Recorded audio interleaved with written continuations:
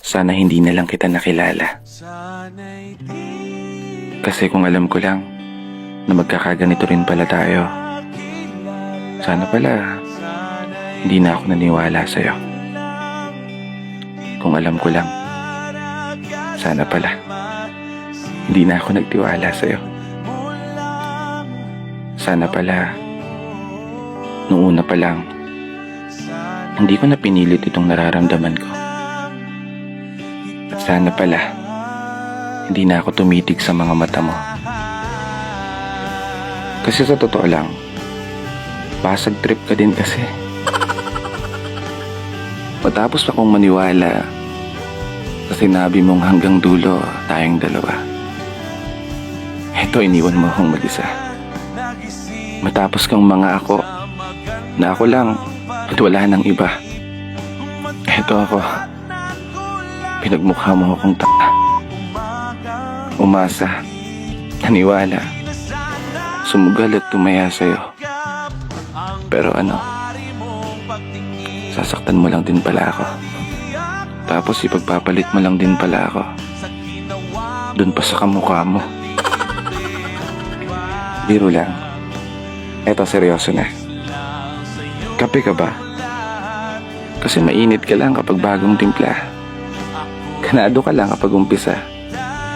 Pero nung tumagal, lumamig na. Hanggang tuluyan ang nawalan ng halaga. Mga alaala na binuo nating magkasama. Mga pangako, mga pangarap na inukit nating dalawa. Mga sandali na nag-iwan ng marka sa isip ko.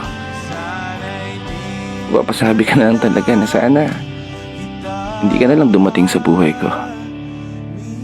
Sana hindi na lang kita nakilala.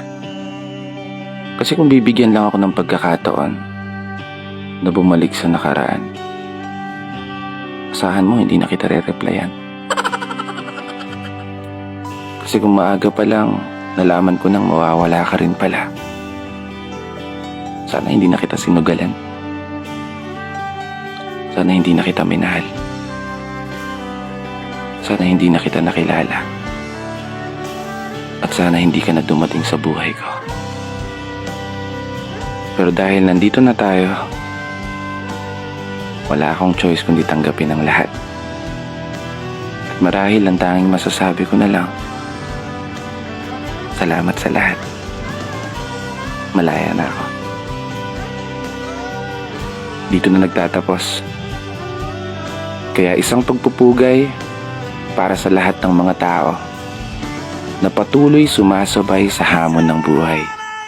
At ito ang aking munting tula. Sana nagustuhan niyo.